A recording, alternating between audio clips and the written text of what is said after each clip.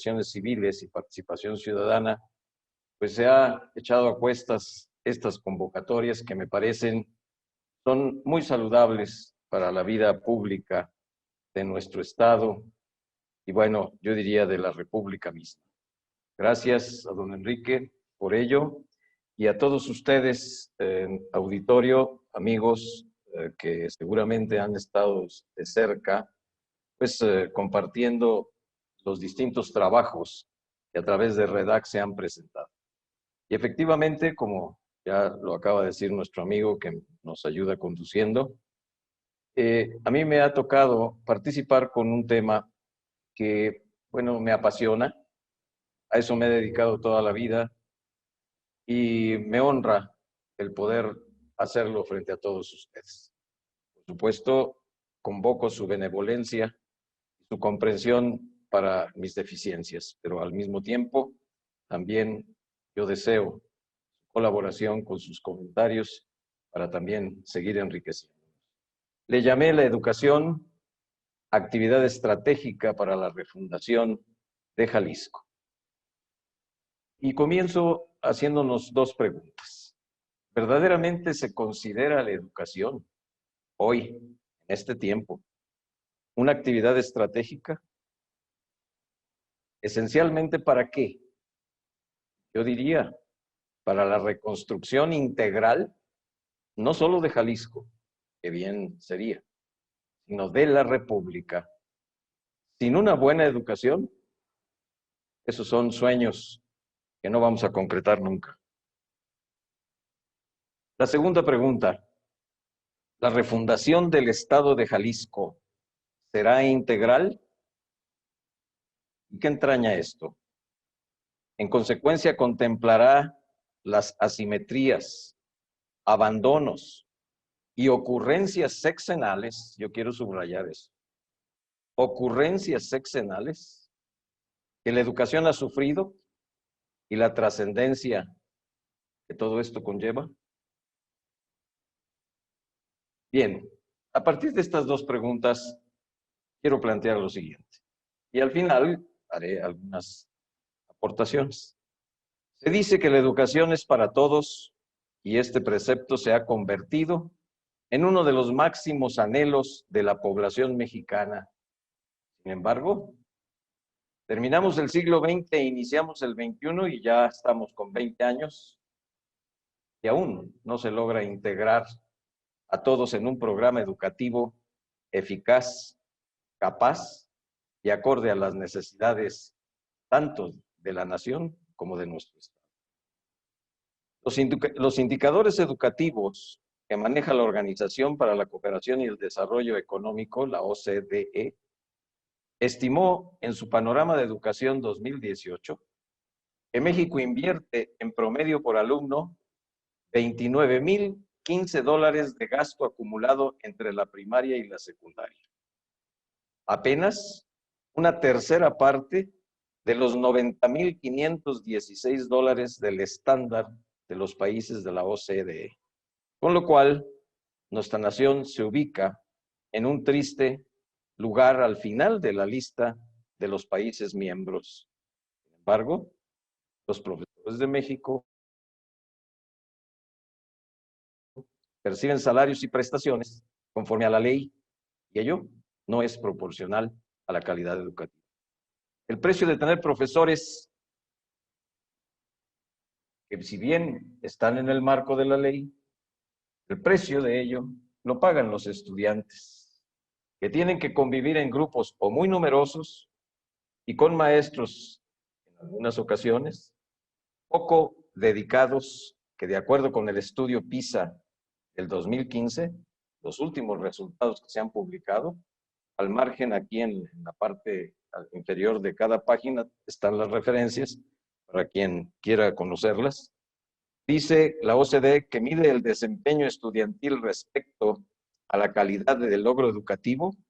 Los alumnos de educación básica no cubren los objetivos curriculares, ya que en las pruebas internacionales México ocupó, ojo, en lectura el lugar número 53 de 69 el sitio 54 en matemática y 55 puntos en ciencia, encontrándose 82 puntos debajo del promedio internacional. En el caso específico del estado de Jalisco, esta situación, por cierto, se agudiza si tomamos en consideración que solo el 19% de la población cuenta con educación superior, 20.8% y 55.7% con educación básica, habiendo aún 4.3% sin ningún grado de escolaridad. Según el Instituto Nacional de Geografía e Informática, INEGI, existe un total de 1.9 millones de personas en rezago educativo en nuestro estado. Y respecto a la eficiencia terminal en una cohorte que analiza la trayectoria escolar, de 100 alumnos, de cada 100 alumnos que ingresan a la educación primaria, 20 concluyen la educación superior, es decir, una quinta parte. Y de ellos, 19 obtienen un título profesional.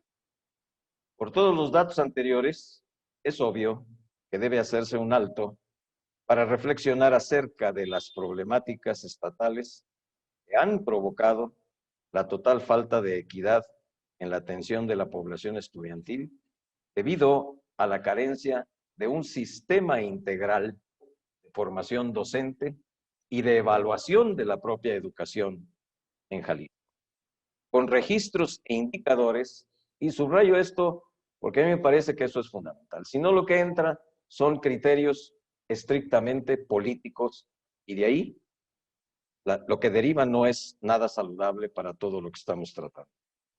Con registros e indicadores verificables y periódicos que estén accesibles a toda la sociedad por todos los distintos canales de comunicación. En cuanto a los profesores en educación básica, los organismos sindicales privilegian una lógica igualitaria para todos los profesores. Respecto a su formación inicial, obstaculizando por un lado una formación sólida e innovadora y por el otro, falta de valoración objetiva del entorno local o regional en donde se desarrollan. Ciertamente, la experiencia nos ha dicho que en múltiples ocasiones se le quiere cargar toda la responsabilidad al profesor y al profesor lo tenemos pues, frecuentemente alejado de sus condiciones de preparación, de condiciones hasta del lugar donde se trabaja, condiciones adecuadas para que se desempeñe.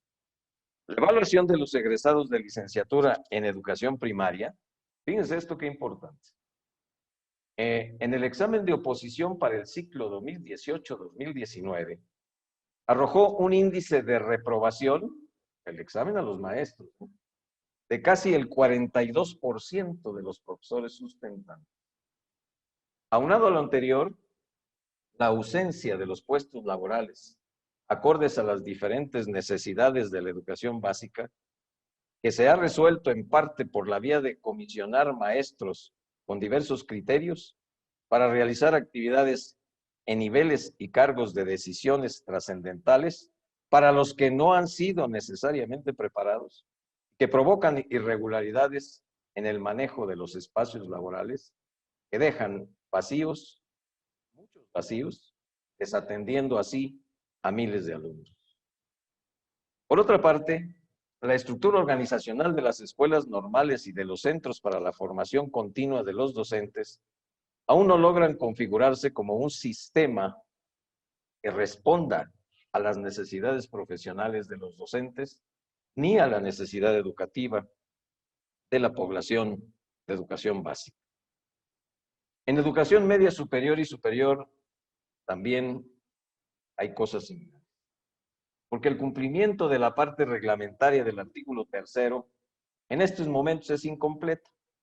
Al estar normados y cuidados los criterios de ingreso y promoción del personal académico, dejando de lado los criterios de permanencia de los docentes. Aquí nuevamente, los organismos representativos frenan aquellas iniciativas innovadoras que buscan elevar la calidad de desempeño de los profesores en las distintas entidades de este nivel educativo. No obstante haber reforzado los planes y programas para las diversas modalidades y carreras de la educación superior, no se han construido las condiciones materiales de formación y laborales que hagan operar los enfoques, métodos, recursos y contenidos de las materias de estudio. Se sigue trabajando en muchas ocasiones con métodos y recursos tradicionales, intentando aplicar nuevos enfoques, planes y programas. En síntesis, hacen falta recursos profesionales, materiales y tecnológicos para operar con éxito estas reformas curriculares. Y aquí un paréntesis precisamente a propósito de lo que estamos viviendo. ¿Qué se tuvo que hacer para que no fracasara todo esta presión que se recibió en razón de la pandemia? Bueno, pues tuvo que buscar la buena disposición y voluntad de los propios docentes. Se tuvo que capacitar de una manera intensa para que pudieran entrar en las nuevas tecnologías que tenían que usarse de manera emergente, porque por supuesto no se podía tener a los estudiantes en las aulas. Esto sin duda ha significado una experiencia sin precedentes. Bueno, también el asunto no es menor, el tema de la pandemia. Se tenía que proteger la vida y en ese sentido se decidió, y yo estimo que se decidió bien. Pero también se tuvo que, obviamente, recurrir a la voluntad, disposición, y miren que ha sido realmente muy buena, con todas las problemáticas que esto entraña, la voluntad de los docentes, de autoridades, para facilitar, yo quiero señalar particularmente el caso del que me consta, porque lo he vivido, el caso que ha significado la colaboración y la solidaridad de manera contundente de la universidad con todo este problema. Y bueno, ahí, con esa experiencia, se ha podido atender con recursos de las nuevas tecnologías que yo creo fundamentalmente que no debe desaprovecharse. Lo que generó también, acuérdense que, bueno, en todos los dramas y en todas las condiciones adversas, siempre podemos obtener lecciones positivas. Siempre podemos obtener resultados que favorezcan procesos. Y yo creo que en el terreno de la educación estamos frente a una magnífica oportunidad de cambiar estructuralmente procesos educativos, contenidos incluso, porque estamos en este momento comprobando que hay áreas de oportunidad en el espacio educativo en donde podemos seguir usando las nuevas tecnologías y dedicarnos a fortalecer áreas que son fundamentales, como matemática, como comunicación y lenguaje, en donde el maestro puede dedicar más tiempo y ocupar esos espacios con su comunidad escolar para mejorar notablemente esas dos áreas que son pilares esenciales para el proceso de enseñanza-aprendizaje desde un niño, adolescente y jóvenes. Por ello, pues, quise hacer este paréntesis por las condiciones actuales que yo estimo, con mi experiencia, que también es una excelente oportunidad para romper paradigmas. Debemos romper paradigmas. Si no se aprovechan estos momentos, pues seguiremos repitiendo lo mismo. Seguiremos haciendo lo que se han hecho por décadas y que hay ya múltiples asuntos que han comprobado su ineficacia. Bien, yo quiero aquí señalar un dato que me pareció anecdótico y en el siguiente párrafo lo concreto, porque eso fue algo que a mí me llamó poderosamente la atención, realmente del interés que a veces autoridades públicas tienen, aunque también yo reconozco que a veces se hace, y yo creo que muchos de ustedes, mucha divulgación, se dicen muchas cosas, se lanzan discursos con grandes contenidos retóricos, pero que realmente son más demagógicos que efectivos.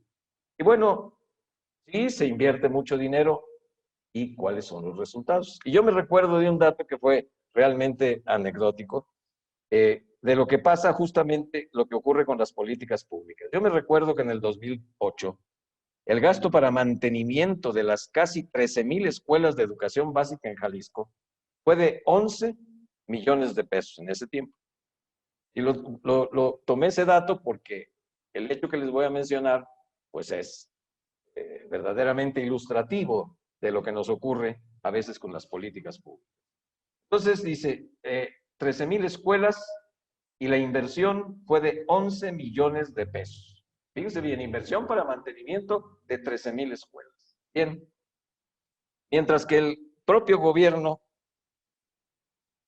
destinó un presupuesto de 12 millones de pesos para la realización de una telenovela.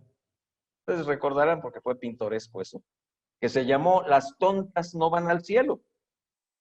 Bueno, pues yo comento en paralelo que, bueno, los alumnos probablemente iban a tener altas posibilidades de ir a ese lugar celestial si la escuela se les cae encima, que se derrumba porque no tiene el mantenimiento adecuado. Digo, nada más esto es un dato verdaderamente pintoresco para nuestro acervo y precisamente para que nos alertemos y cuidemos lo que es esencial cuidar por parte de los gobernados, porque ese es un tema que también nos debe de interesar a nosotros como padres de familia o como actores simplemente de la sociedad y más cuando estamos en la educación.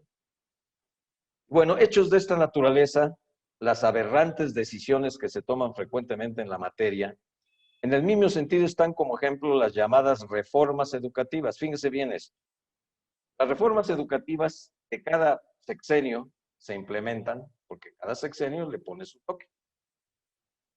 Sin haber, y esto es tan evidente como algo que les voy a decir también con mi experiencia como funcionario en la educación. Se implementan esas reformas sin haber instrumentado una elemental, ya no digo profunda, elemental evaluación previa a la cancelación de lo que tenían. ¿No es acaso esto ocurrencias sexenales? Es decir, tirar a la borda. A ver, yo les voy a dar un dato. Veníamos haciendo evaluaciones con las pruebas, primero enlace, luego planea. Nos habían mejorado. Yo no digo que fueran ya la top, ya lo máximo, pero nos habíamos metido ya en una lógica que por supuesto también había cosas que tendrían que mejorarse, como que esa era una evaluación estandarizada, sabiendo las asimetrías que tenemos en las regiones de la República o de nuestro propio Estado. Y bueno, ¿y qué fue lo que ocurrió? Bueno, pues que simplemente se desaparecieron. Teníamos evaluaciones, por ejemplo, entramos en una lógica de superación que fue muy importante para el sistema de educación media superior. Y también se echó a la borda. No se volvió a hablar del caso. Apenas comenzó el nuevo sexenio, es decir, en el que estamos en este momento. ¿Por qué? ¿Por qué nos pasan estas cosas?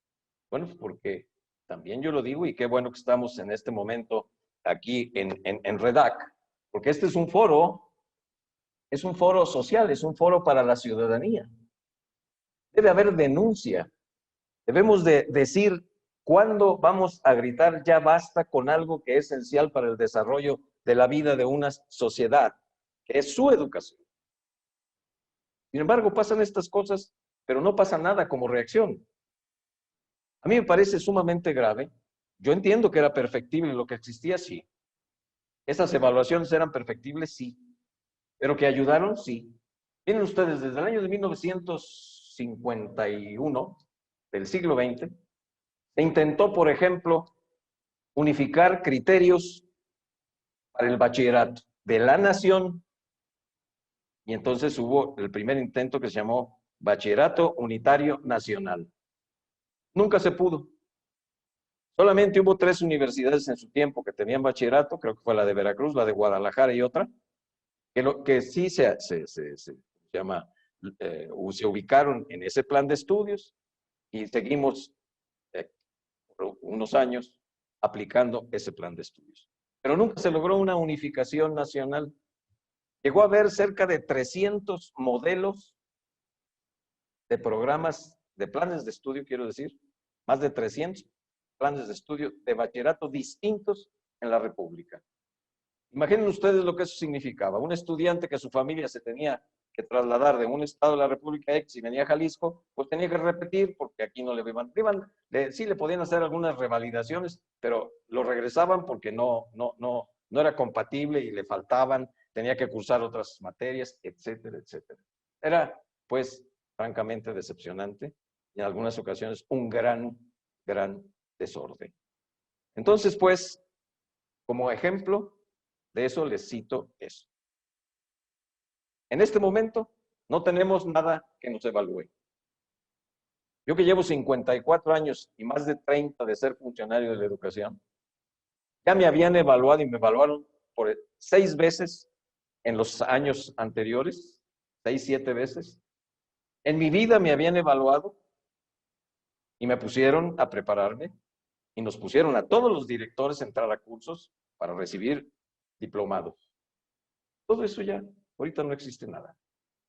Esto a mí me parece de una gravedad extraordinaria. Por eso les digo, mis ocurrencias sexenales, porque ya llegaron autoridades nuevas y como, bueno, seguramente a veces se piensa que se trae la varita mágica o a lo mejor la concepción divina que nos va a resolver las cosas por inspiración. Y no, estas cosas de la educación no son así. Si no hay seguimiento, evaluación, supervisión, preparación, capacitación, actualización, modificación de programas, etcétera, no puede haber resultados positivos. Bien, en un siguiente apartado ubico esto, una mirada hacia el futuro. La educación es un servicio público, por supuesto, todos estamos de acuerdo. Hay las concesiones a las personas que interesan participar en ello de carácter privado, pero reguladas por la acción pública de las secretarías de educación, sea federal o estatal.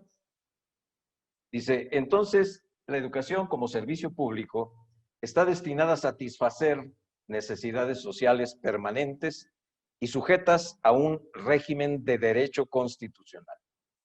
Por lo que, para superar las desigualdades sociales actuales, la búsqueda de la calidad no podrá disociarse de una mayor equidad. Y aquí también otro cuidado. Yo dije hace un momento, los sistemas de evaluación que veníamos teniendo eran estandarizados para toda la República. Y no se tenía en cuenta que la República no es igual. En consecuencia, pues había resultados que eran injustos, porque no tenían los mismos niveles. Entonces, ahí había un nicho de oportunidad, pero no, eso se acabó. Ahora ya no hay ni hay aquel modelo, ni hay una propuesta. Yo esperaría que ya en 2 años hubiéramos tenido propuestas concretas, las cuales no reconozco. Entonces, la búsqueda de la calidad, dije, no podrá disociarse de una mayor equidad. Una y otra son elementos indispensables para la educación que necesitamos, por lo que todas las políticas educativas futuras, considero, deben incluirlas. Mis consideraciones que dejo a todos ustedes, a su benevolencia y a su talento, son las siguientes. Mis consideraciones hacia el futuro. Primero, articular todos los niveles y modalidades educativas en el Estado, y me estoy refiriendo a todas las modalidades educativas. Fíjense, ahorita ya hay la educación que se llama obligatoria y que está establecida en la Constitución. Yo les quiero decir, aunque hay consejos estatales de la educación, que hay una disociación entre un nivel y otro de estudios que ha sido fatal en la historia de la educación. Es decir, encuentros que puedan regular, que puedan intercambiar experiencias, que puedan, pues, llevarnos a acuerdos reales que se apliquen para el beneficio de nuestra educación. Habló a nivel estatal. Sin embargo, pues no hay esa articulación. ¿Qué es lo que ocurre? Pues que cada quien camina por su hebra. Y lo único que sí hacemos frecuentemente, pues es quejarnos. No, es que nos llegan los estudiantes y no saben matemáticas. No, pues nos llegan los estudiantes y vienen pésimamente preparados. Bueno, eso ha sido histórico. Yo le digo a mis amables escuchas que hoy están aquí, que me consta porque en todos los años que he tenido el privilegio de estar en esto, pues es lo mismo. Por eso digo, estamos frente a un drama, el drama es una enorme oportunidad. No la desaprovechemos, no la desaprovechemos, seamos exageradamente críticos y sí pongamos en este campo nuestras mejores intenciones y nuestro mejor talento. Segundo, implementar en todo el sistema estrategias educativas compensatorias en las áreas en las que se presentan rezagos como son lectura, matemáticas y ciencia. Hay que hacer tareas educativas compensatorias. Tercero, establecer programas extracurriculares para el desarrollo de alumnos, ojo, sobresalientes y de alumnos con deficiencias. No lo hacemos frecuentemente. Allá en algunas ocasiones se podrá hacer. Alguna vez yo intenté tener en la escuela que yo he dirigido algún grupo. Fue una experiencia que me fue altamente significativa. Quise poner en un grupo los mejores alumnos. Fíjense para que vean de qué tamaño es nuestra estructura, pues todavía mental. Dije yo, pues es que si en otros países lo hacen, yo había recibido noticias y ejemplos de cómo en los países orientales, en los países nórdicos, bueno, pues hacían ciertos experimentos, dándole seguimiento, y por supuesto, si tú detectas que tienes niños excepcionalmente inteligentes, con coeficientes que hasta simplemente al hablar los escuchas y dices, ese niño tiene condiciones y características especiales. Pues atiéndelos, como digo yo, con un espacio especialmente dedicado a ellos. No, pues, ¿qué pasó cuando yo lo intenté? No, pues que eso era una situación elitista y que eso no convenía. ¿Cómo pues?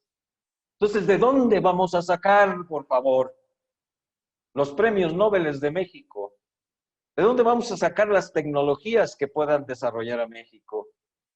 ¿De dónde vamos a sacar a todos de esos niños brillantísimos que los perdemos?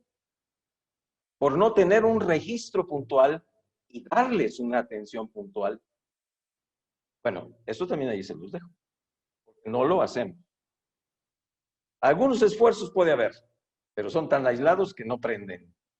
Y por la otra parte, también tenemos alumnos con muy serios rezagos, para los cuales también yo dije, estrategias, programas extracurriculares, diferenciados por supuesto, para atender cada uno de esos espacios. Cuarto, distribución de los recursos. Fíjense bien la palabra que uso. Distribución de los recursos con una ética profesional que sustente el compromiso, el desempeño responsable, la transparencia, la rendición de cuentas y la presentación de indicadores de última generación. Señoras y señores, hace mucho tiempo hemos dejado el concepto de la ética alejado de nuestra tarea educativa. ¿Y eso qué significa? Pues eso significa, ni más ni menos, que entonces nos gana la corrupción, nos ganan los intereses de otro orden. ¿Y qué tenemos como resultado? Pues que la educación no cumple con los estándares que los mexicanos merecemos y que el talento de los mexicanos se desperdicia. Y claro está, los que tienen alguna posibilidad que hacen, pues los cooptan y se van a otras naciones del mundo. Y claro, triunfan, pero no triunfan en su país. Eso es algo que debemos de hacer un alto en el campo. Y fíjense, y finalmente con ese mismo concepto, ¿qué significa presentación de indicadores de última generación? Sí, normalmente, ¿qué hacemos? Bueno, pues aquí está, me dieron 10 pesos, aquí estoy diciendo en qué gasté los 10 pesos, compramos esto, esto y esto. Sí, sí, sí. Pero los indicadores de hoy, los de última generación, te dicen que además registres e informes cuál fue la utilidad social de la inversión ¿Cómo se midió y qué resultados tuvo? Por supuesto, a la alza. No de otra manera, ¿qué estamos haciendo? Desperdiciando los recursos. Entonces, no solamente es que me digas en qué gastas, no solamente me digas en qué se invirtió ese peso, no, dime cuál fue el efecto y el impacto social que tuvo la política que implementaste, la inversión que hiciste, los cambios que elaboraste. Es decir, debe de haber un proceso integral para apoyar verdaderamente el desarrollo de la buena, yo le llamo así, educación. Quinto, diversificar la oferta y modalidades académicas conforme el desarrollo integral del Estado y sus regiones. Bueno, también, cuando hablo de vinculación, porque hace un momento lo dije, también creo que no subrayé algo que me parece también muy importante. Es decir, la vinculación, se han hecho esfuerzos, pero nunca serán suficientes. La vinculación que debe de haber entre el proceso educativo, sobre todo ya de cierto nivel, que yo estimo debe de ser desde el bachillerato, con el sector productivo. Ojo, una vinculación orgánica, una vinculación que prestigie, porque aquí hay otro problema. Miren ustedes, alguna vez tuve la oportunidad de ir a Alemania, precisamente en el nivel de bachillerato, porque nos llevaron a un conjunto de directores a conocer el modelo. Me llamó la atención que allá tienen tres tipos de bachillerato y solo uno de los tres conduce a la universidad. Es el que le llaman gymnasium. Los otros dos son modelos que conducen a una formación del técnico medio superior. Y entonces las empresas están vinculadas con esos modelos y entonces cooptan a los estudiantes, les dan, yo me recuerdo que en esa ocasión, hace de esto ya más de ¿qué fue? Ahora unos 6, 7 años, les entregaban 850 euros mensuales a ese muchacho y de la propia preparatoria lo estaban llevando a complementar su proceso formativo en las propias empresas que tienen su espacio de capacitación. Y por supuesto después ese muchacho del bachillerato, estamos hablando de licenciatura, ese muchacho era incorporado a la actividad productiva ya con todos sus derechos. Es decir, la vinculación entonces. Vayamos ahora entonces al punto número 6.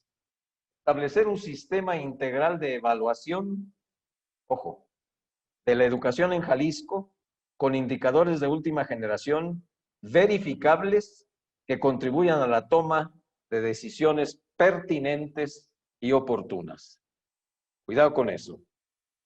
Todo proceso, y aquí muchos de ustedes tienen a lo mejor sus empresas, tienen sus negocios, o son maestros, bien saben todos ustedes que aquello que se dispone, se ordena y no se supervisa y se evalúa, no sirve absolutamente para nada.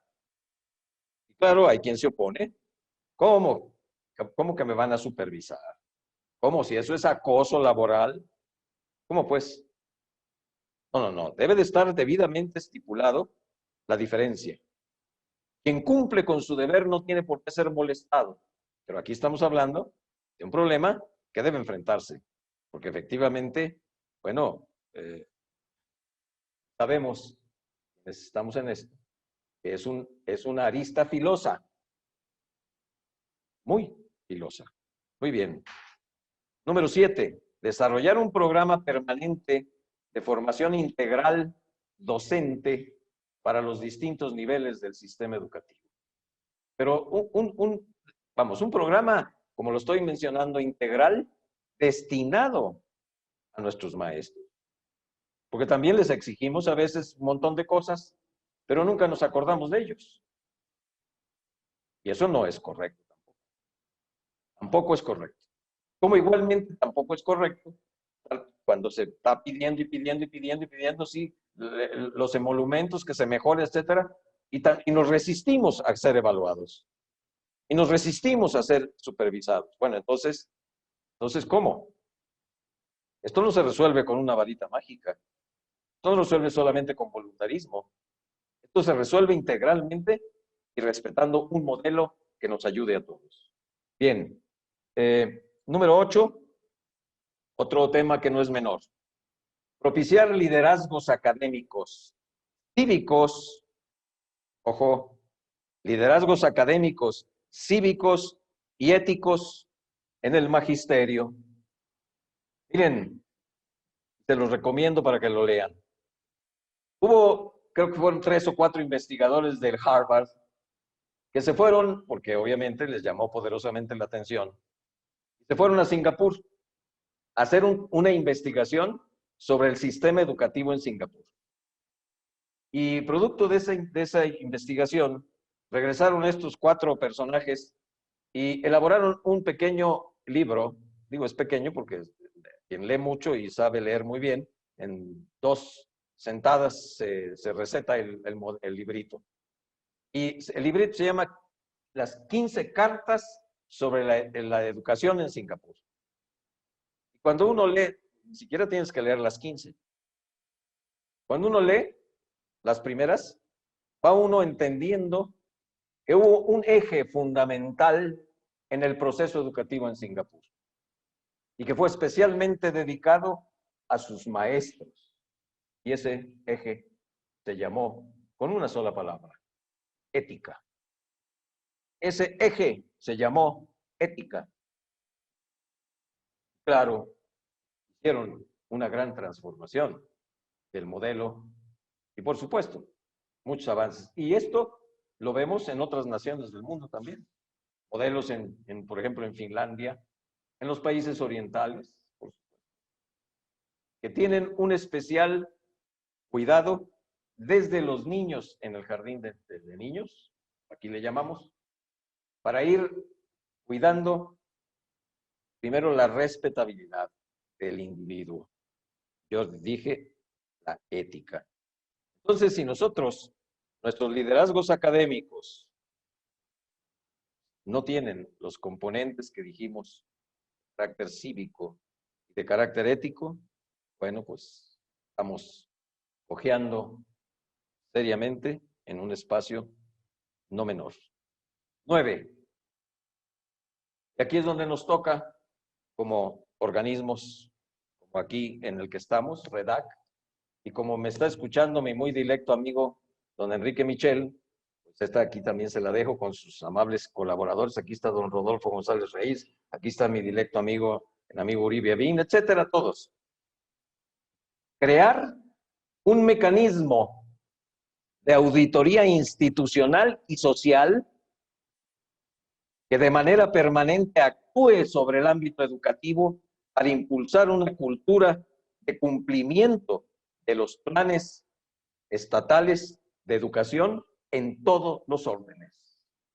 Es decir, la sociedad incursionando en la auditoría que permanentemente se deben hacer a este tipo de asuntos.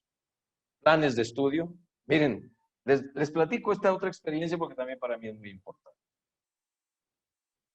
Cuando yo regresé de director por segunda vuelta a mi entrañable preparatoria número 5, me van a disculpar pues el comercial, yo me encuentro con que hay, las razones ahorita se las platico, en cada aula del turno matutino había más de 90 muchachos, cuando el aula y el espacio era para 45, cuando más, ya se me hacen muchos, 40, 45, bueno. ¿Cuál era la razón? Y yo me encontré aquello todo en paz. Claro, me asomo a las aulas y aquello era verdaderamente indignante. ¿Por qué? Porque no era el espacio propicio para desarrollar una buena educación. ¿Pero qué pasaba? Pues la típica solicitud de que a nadie le gusta estar en el turno vespertino. Y seguramente quienes en un momento dado tomaron la decisión, pues decían, pásenlos a la mañana, pues ¿cuál es el problema? Aquello era, casi diría yo, dantesco el espectáculo.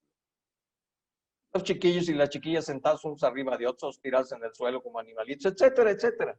Y bueno, por supuesto, el modelo para dar clases, no, hombre, pues eso no importaba. Pero ¿qué era lo cumbre? Lo cumbre era que yo no tenía protestas, que nadie se quejaba de eso. Y me preguntaba a mí mismo, bueno, ¿y dónde están los papás? Claro, pues ellos eran los que pedían el servicio. Y como ya estaban, oiga, que están en 90 muchachos, 100 en un salón, no, eso no importa. ¿Qué colijo de ahí? Eso no importa. Entonces, no importa la calidad educativa. No importa que ahí no se pueda tener un proceso equilibrado, justo, adecuado, armónico, respetuoso. Lo que importa es que estén en un turno. ¿Por qué? Porque eso conviene a mis otros intereses y a todas las cosas, lo que ustedes gusten y manden. Pero esto es un ejemplo, ¿eh? Donde en lugar de cuidar, por eso hablo yo aquí de integrar, ¿sí?, un mecanismo de auditoría social, ahí debería de haber operado. Oiga, director, ¿cómo que tiene usted a mi hijo y a mi hija en semejantes condiciones? Pues ¿cómo va a haber ahí un proceso educativo adecuado? Pues no lo puede haber. Sin embargo, no había queja. En consecuencia, o no se entiende lo que es realmente un proceso educativo y se puede dejar ahí, bueno, ahí a ver qué hacen. O se tiene a las escuelas, ojo, asunto que también debemos de tener presente en nuestro mecanismo de auditoría, como una guardería simplemente. Ahí guárdenme los muchachos. Ahí guárdenmelos. Porque fíjense ustedes, mientras que hay otras naciones del mundo que ahorita, por este proceso en el que estamos viviendo de la pandemia, yo he leído noticias internacionales, son los padres de familia los que se están oponiendo a que les regresen a los muchachos ahorita a un aula, porque saben que todavía el problema está presente y no hay solución. Y va para arriba en algunos lugares, ya regresó en España, ya regresó en Francia, etc. Sin embargo, aquí hay presión en escuelas de padres de familia para que ya regresen los muchachos a las aulas. Qué curioso, ¿verdad? ¿Y qué nos pasa? Claro, pues es que el papá y la mamá quieren a la escuela como guardería, no como un centro de la educación y la transformación del ser humano. Cuidado, vamos teniendo esa auditoría que nos permita cuidar esto que no se hace por arte de magia. Requiere disciplina, requiere orden, requiere método, como la matemática, hombre. Orden. No lo hacemos, pues no vamos a triunfar. Bueno, ojalá, se lo dejo a mis líderes, a don Enrique Michel, que nos está escuchando. Le dejamos esta inquietud para que configuremos un ente como verdadero mecanismo de auditoría institucional y social. Número 10, planeación integral de la cobertura, calidad y pertinencia de todo el sistema educativo del Estado. Pues sí, fíjense nada más, se invierten enormes cantidades de dinero en educación, no, sí es cierto. ¿Y dónde está la planeación integral? Cuando hablo de planeación integral, a ver, ahorita, ¿qué dicen? No, pues todos, porque no hemos prestigiado la educación media superior tecnológica, por ejemplo. Entonces, todos nuestros hijos los queremos en la educación superior. ¿Y dónde están las respuestas de una estructura social que dé cabida a la producción de todos esos profesionales? Para que después no los encontremos con que andan viendo a ver si hay alguna alternativa con un auto en Uber. Miren que yo he visto eso, pero muy reiteradamente. Y eso, primero, nos debe de dar una enorme pena, nos debe de dar una tristeza esencial, porque no solamente es una situación que debe lastimar a quien tiene que tomar esa decisión, sino todo lo que hubo antes. Hay una inversión social importantísima, cantidad de dinero importantísima, pero luego también el orden de carácter moral y ético en el que tiene que verse un personaje que tuvo que pasar. Entonces digo planeación integral de la cobertura, calidad y pertinencia de todo el sistema educativo. Y por último, 11, hacer realidad, fíjense bien, la histórica propuesta, y digo histórica porque no es nueva, pero no la llevamos a cabo. La histórica propuesta de la integración del servicio civil de carrera en las áreas de gestión y gobierno del sector educativo. Eso también es esencial. Porque también el tema de que cuando llega la nueva autoridad barre y echa para afuera a todo el mundo, Alguna vez viví yo una experiencia en Canadá que para mí también me fue de la mayor importancia. Tuvimos la oportunidad de ir a las áreas de gobierno en Vancouver, a la ciudad de Victoria, donde estaba el poder, la sede del poder de gobierno. Y cuando nos explicaban cómo se daban las cosas allá, a mí me llamó poderosamente diciendo algo. En la ciudad cambiaba el señor presidente o el mayor, que se llama allá, junto con el equipo de regidores. Pero los expertos de todas las distintas áreas eran miembros de un servicio de carrera. Entonces, ¿qué pasaba con los programas y los planes institucionales? Claro, había continuidad, había evaluación, asumían responsabilidades gentes con capacidad, aptitud y ampliamente evaluados. Y el que se dedicaba a la flojera, pues simplemente perdía el lugar, porque al ser evaluados no daba el peso. Eso es un reto, pero tenemos que tenerlo en el horizonte, sobre todo frente a nuestra tarea educativa. Y bueno, finalmente, para dejarlos ahora a ustedes, es sin duda apasionante el tema de la educación. Siempre, creo yo, ofrecerá aristas para su perfeccionamiento como el ser humano al que está dirigido. Somos perfectibles y siempre será bueno el cambio. Y del que procede también su propia mejora. Nunca será suficiente lo que en materia económica se le asigna, pero es claro que si no se atiende con la seriedad de vida, como lo quería nuestra ilustre, la primera mujer, y la quiero mencionar porque la amaba yo a esa dama, a doña Irene Robledo García, la primera dama que le cambió el nombre en la rotonda, que antes era de los hombres ilustres. Esa dama a mí me lo enseñó. Me dijo, maestro Jurado Parres, cuando a mí me nombraron fundador de la Prepa 5 en la universidad. Porque fui a consultarla porque yo era muy joven y tenía muchas carencias y estaba muy nervioso. Me dijo, ¿de veras le gusta esto?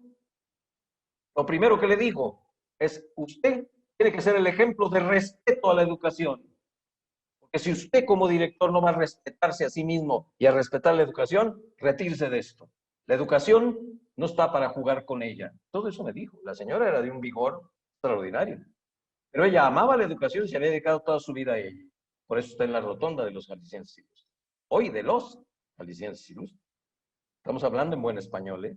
Bueno, termino. Entonces, pues es claro que si no se atiende con la seriedad de vida, la resultante será, miren ustedes que no estamos muy lejos, ¿eh?